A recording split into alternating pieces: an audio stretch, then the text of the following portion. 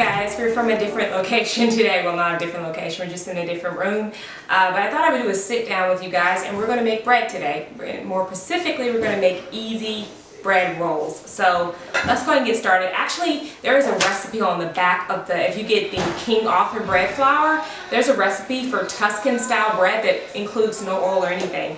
But yeah, I do like to have non-dairy butter sometimes, but it's great to make these recipes oil-free for those who cannot have oil or are more stricter, or maybe their health depends on it. So, and also it keeps my oil at bay so that I don't go overboard. But anyways, let's get started. My yeast is bubbling here, and I just put some yeast, water, and a sweetener in there. So honey, agave, maple syrup, cane sugar, whatever you want, will activate the yeast and will actually make it so that you want active yeast, or your bread's not going to rise or do anything.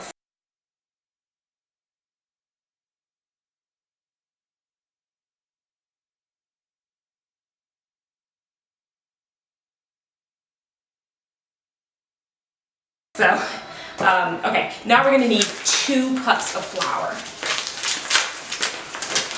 Okay, and I just have some bread flour here, which is like hard wheat. It's basically wheat flour. So I'm just going to put in, actually, we pour in some liquid.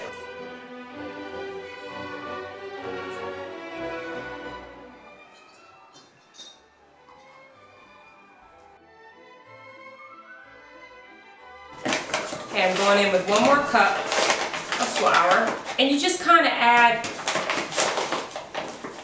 you just want to form a dough. So just keep adding flour and liquid until you get a nice dough.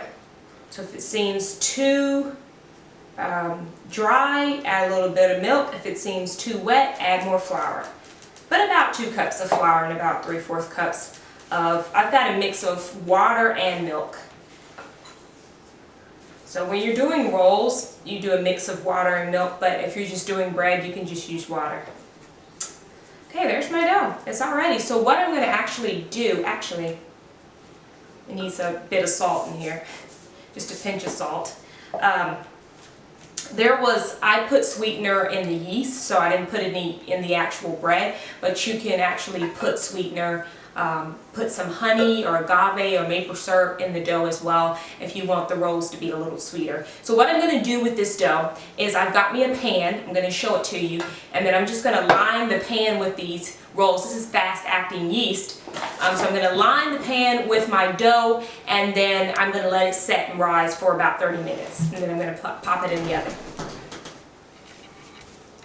I've got here, I've got a bundt pan, which is not traditional, but I kind of want to make the rolls all kind of connected, so I did grease the pan. You're going to need to do that. If not, all you have to do is use some parchment paper and line a pan with parchment paper and put the rolls, just kind of put them in there, and you'll be fine. So you can season these however you want. You can put herbs on the top, brush the rolls with some plant milk, and put whatever you want on the top, really. So I'm just kind of taking the dough. You probably can knead the dough a little better, get a better look at it. Just separating them into a roll.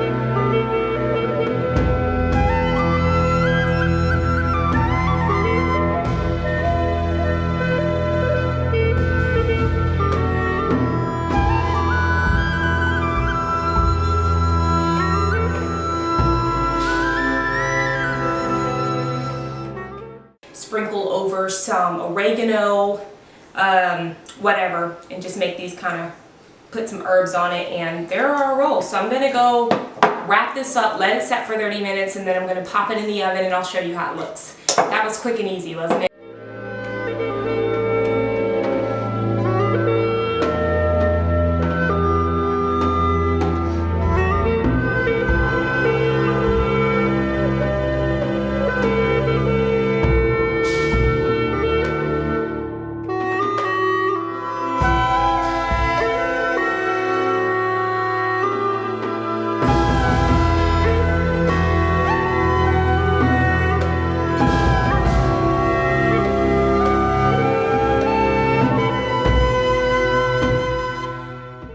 guys, so as you can see, our rolls are ready. I added some everything sesame seasoning up there, and then I just added some oregano, but you could do these like pizza rolls. But as you can see, look at this. They're nice, fluffy, and to brown them, I just turned it on broil for just a minute.